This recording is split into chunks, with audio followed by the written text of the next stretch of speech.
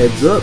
Haymakers and Hellhounds may contain one or more of the following: curse words, racist remarks, hating on your favorite authors, casual flirting, angry yelling, loud voices, adventure, bald-faced pandering, casual threats of violence, hating on your political views, hating on your theistic views, kink shaming.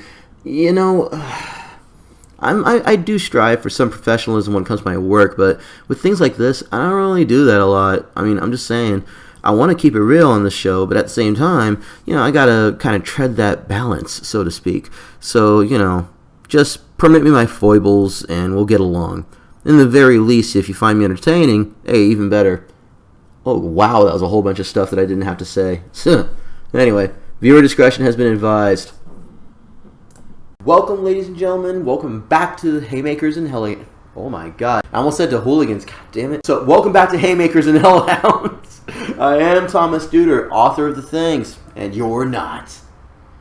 Wait, that's not the end of the episode. For the most part, we've covered already the World Building 101, what to expect. The last episode, we covered the setting and genre, of course. This episode, we're going to do, I don't know, tying it all together. No, I'm joking. Engineers and gardeners.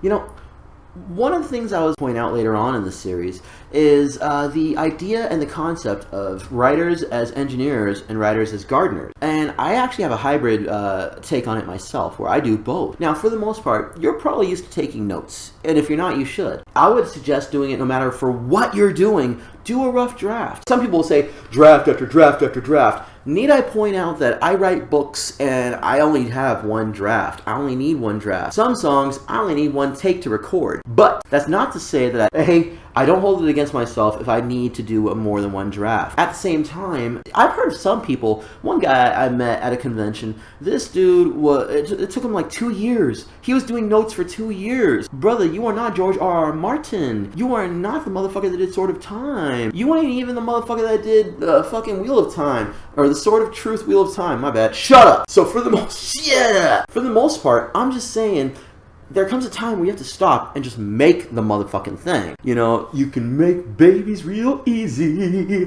but you can be able to make this shit easy too. I'm just saying, if you're writing still notes, get the fuck out that phase and start writing it. Write the very first sentence, the very first prologue, the very first chapter.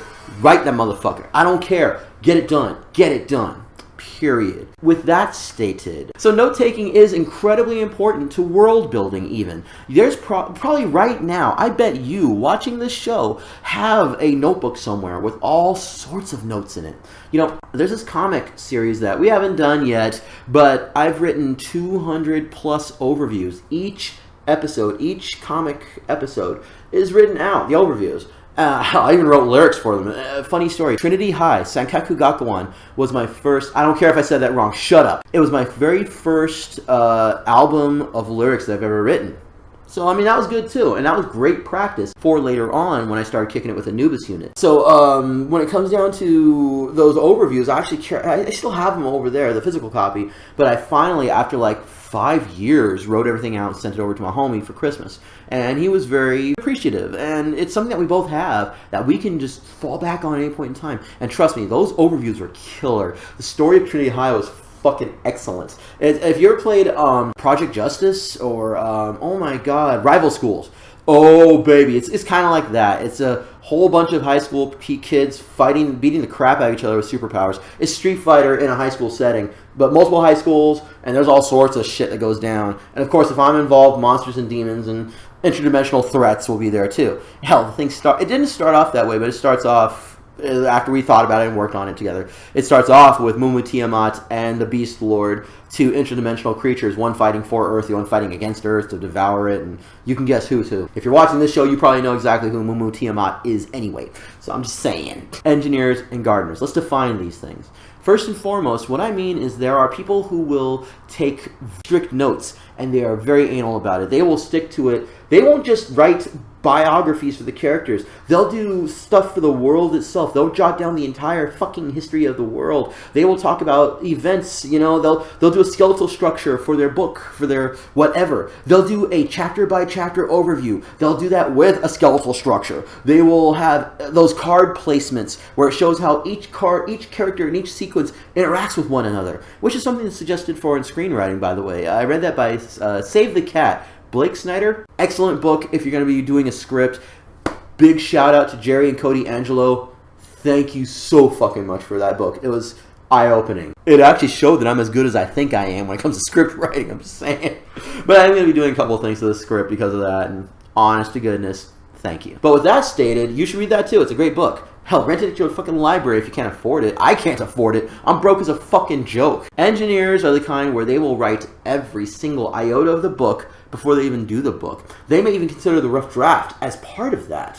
Whereas a gardener is just fun times, lollipops and rainbows. They're just fucking at it. They just write and let the chips fall where they lay. Both styles have a lot going for them. Period. Once again, I'm a hybrid type. Now, when I start getting into things with my books, with anything that I do, I will write a shit ton of notes. I will refer back to my old material, especially if I have cross media going on. Like, if I have crossed up material for the Generalist, you know, how we're working on Crush 'em, the battle card game system. There was also a video game idea, which we may do sometime, Meat Hooks Incorporated. Vitriol, if you're looking, yes, I'm taking that fucking idea. If you ain't gonna run with it, nigga, I'm gonna run with that shit, nigga. First things first, there is the cookie clicker game we gotta get done. Killer 13, the Maximum Rampage. That's what it was called. I keep forgetting it. I keep calling it the Killer 13 Cookie Clicker game. No, it's Maximum Rampage. Anyway, it's going to be fun when it checks out, when we're done with it. We got started on it earlier in the year than I thought I was going to, but whatever. So, in all cases, I will refer to my notes. I'll refer to character bios that I have. I need to actually make more character bios. Right now, I just have like a skeletal thing about them. I'll write a skeletal structure. I don't do the chapter overviews, but I have and this is a very specific thing for me. I don't know about anybody else. This is specific to what I do. My writing style, my creation style.